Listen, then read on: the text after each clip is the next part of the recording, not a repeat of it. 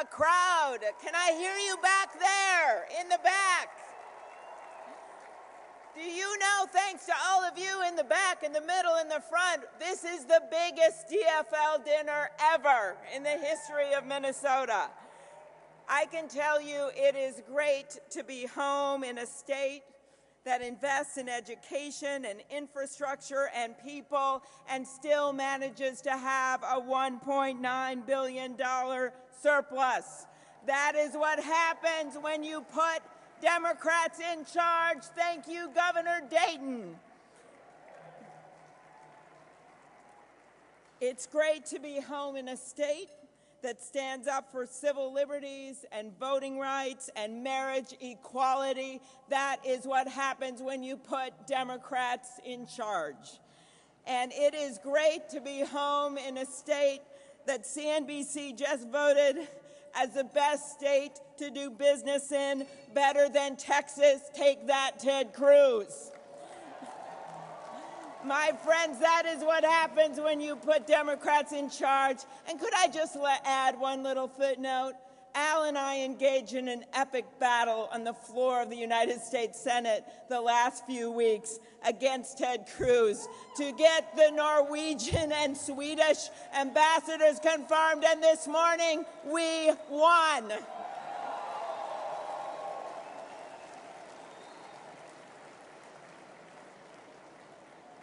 It's wonderful to be here with my husband, John, with the governor and our great Lieutenant Governor, Tina Smith, my friend Al Franken, who you just heard from. And I can tell you now that Al is done with his election, I'm finally at liberty to tell a few stories about him that I couldn't tell before. And I will let you in on a little secret. A lot of people know who he is. And one of my best Senate stories ever, which I have not revealed before at this dinner, is when the two of us got on a plane from Washington headed to Minnesota. And we get on the plane together last minute. We get on there. The whole plane is full of Minnesotans, but the flight crew is based in Atlanta. And as we get on, this flight attendant looks to the whole plane and announces, "Well, everyone, do we have a treat for you? We have celebrities on the plane, Mr. and Mrs. Al Franken." So the whole plane starts to laugh, and Al says in his great booming voice, "No, no, no, no, ma'am. She is the other senator from Minnesota." And the flight attendant then says, "How cool is this? Husband and wife senators." That, my friends, is a true story. And Al more than deserves his title, and he lives up to it every day.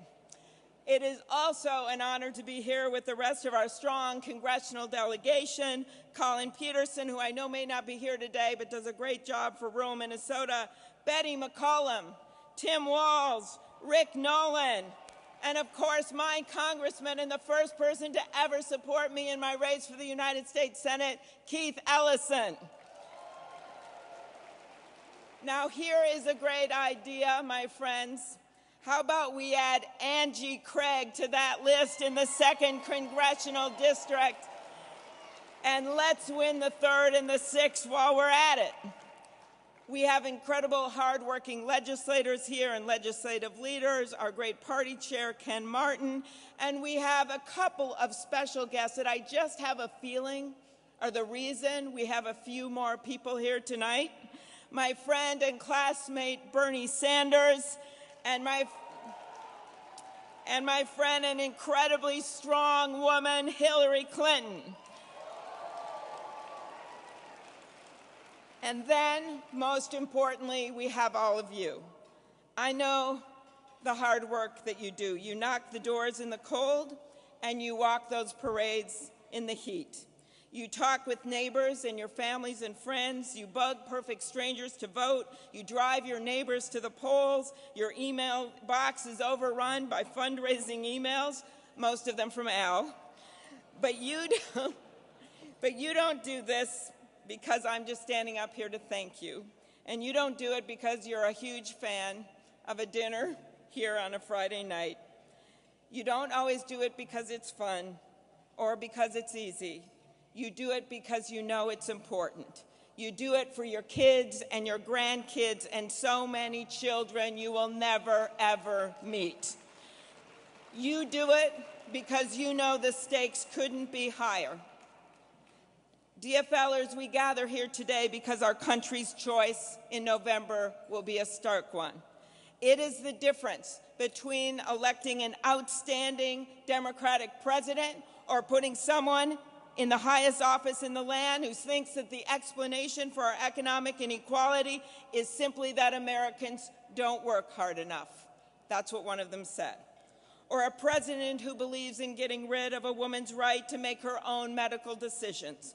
Or a president who disagrees with 99% of the world's scientists and refuses to believe in climate change. Or a president who wants to build a wall across the entire Canadian border. Oh, I forgot, that guy had to drop out. Or a president who believes children who are born in our country should simply be uprooted and sent away. You tell that to the 99-year-old Minnesota World War II vet I met a few years ago. He was brought to this country from Mexico as a 5-year-old, didn't know he was undocumented, signed up to serve in our armed forces, ended up going to Canada for one day to become legal, and he served under General MacArthur in the Pacific. My fellow Democrats, are we going to let Donald Trump tell that vet we didn't need him and we wished he'd go away? I don't think so. This election is up to you. The control of the legislature is up to you. You know we can do this because we did it before. In 2006, you had the audacity to elect the first woman to represent the state of Minnesota in the United States Senate. You did that. In 2012, against all odds and against the polls, because of you, we became the first state in the country to defeat the gay marriage ban and the divisive voter suppressive amendment. You did that. And in 2014, in one of the toughest election cycles for Democrats across the country, in a year when it seemed like every state turned red, we chose a different path. We re-elected your friend and mine, Al Franken, who, according to NBC's Chuck Todd, ran the Get Best campaign in the United States of America. You did that. Well, guess what, Minnesota Democrats? Minnesota's families and America's families are counting on us. And once again, we must fight for what's right. At a time when people are worn down by the gridlock and the hate talk and are tired of being nickeled and dimed every time they want to move ahead, as the wealthier get wealthier and the middle class shrinks, as the special interests run roughshod over our politics, it is time to give the people of America their government back. Giving people their government back simply means that if you work hard in America, you should have a fair shot. You should be able to succeed. You should be able to send your kid to college. You should be able to save up and buy a house. You should be able to make it in America. Last week, I met a student named Chelsea from Southwest Minnesota State in Marshall, raised by a single mom. Thank you, Marshall. As smart as she could be, working 3 jobs, wants to be a teacher, but will graduate with over $40,000 in student loan debt. Democrats, we need to put the dream of a quality, affordable college education back within reach. We need to pass Elizabeth Warren's bill to allow Minnesotans to refinance their student loans and President Obama's plan for free community college. That's how we give Chelsea her government back. Or the young African-American boy growing up in North Minneapolis who simply wants to be safe and grow up and pursue his dreams. It's time to bring economic opportunity to his neighborhood and to bring justice to his community. We need to give that little boy his government back. Or the retired farmer in Albert Lee struggling to pay for his heart medication. He knows he could get a better deal if Medicare was allowed to negotiate prescription drug prices, or if we could bring those drugs in from Canada. It is time to pass my bills to do just that. It is time to give those seniors their government back. I think of that suburban second-grade teacher, divorced, working until she's 70 years old to save enough for her retirement, but still buying those school supplies out of her own pocket. That was my mom. And in her memory, and for all those teachers, it is time to give the people of this country their government back. American workers need a raise. We need to increase the federal minimum wage and provide paid family and medical leave by passing the Heavily Families Act. And speaking of fairness, let's finally provide equal pay for equal work. American women still will only earn 77 cents for every dollar men make. As President Obama said a few years back, we're not living in a Mad Men episode. Let's pay women for their work. DFLers, we need to fight steel dumping and protect our workers on the Iron Range, keep labor strong, and uphold the fundamental right of workers to organize. That's how we give the people their government back.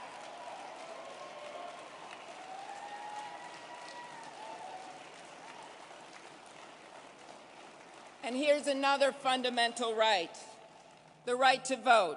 We need to amend the Voting Rights Act and pass my bill with Congressman Ellison to require all states to offer same-day registration. That's how we give their government back. And while we're at it, my friends, let's overturn Citizens United and get the big outside money out of our political campaigns and out of Minnesota. And if the Supreme Court won't do it, let's pass a constitutional amendment and do it for them. That's how we get our government back. We know this in Minnesota. After all, we're the state of Vice President Walter Mondale, a man who had the courage to be the first candidate for president in history to put a woman on a major party ticket. For me and so many women in this room, I will never forget that day when Geraldine Ferraro was standing next to him in that red and white polka-dotted dress with those white pearls. It was at that moment when I knew anything and everything was possible.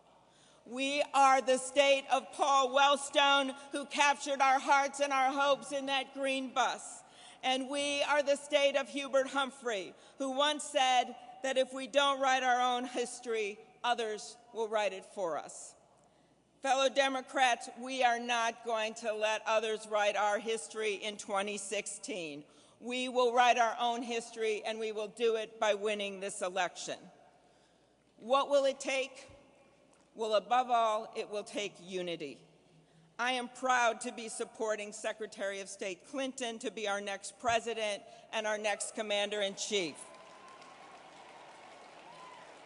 Last night in Milwaukee, I thought she did an excellent job of laying out her ideas and passion for the people of this country, and I know you will hear the same from her tonight.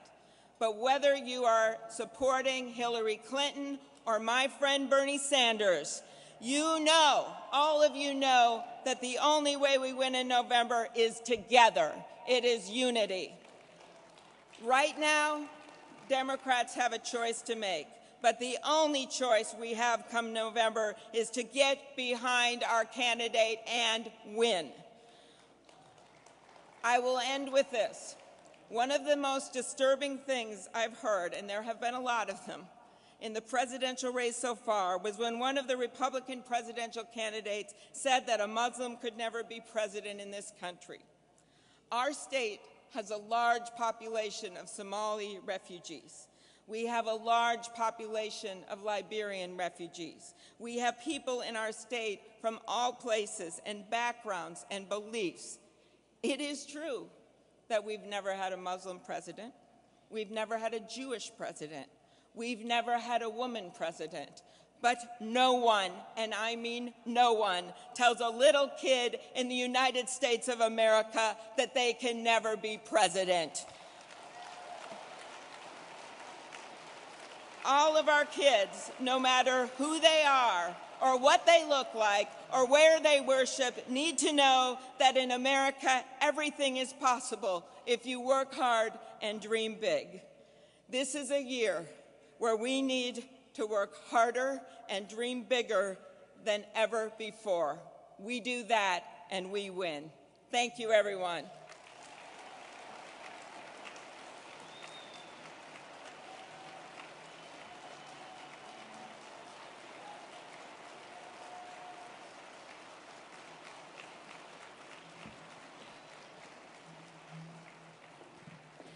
Ladies and gentlemen, please welcome DFL Congressional District 2 candidate,